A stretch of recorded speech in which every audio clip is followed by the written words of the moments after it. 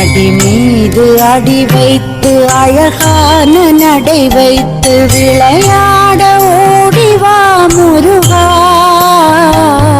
என்னோடு சேரவா முருகா. என்னோடு சாய்ந்தாட உடலிங்கு தள்ளாட உயிர் மெல்ல ஏங்குதே குமரா, உன்னை காணும் ஆசைத்தான் குறை.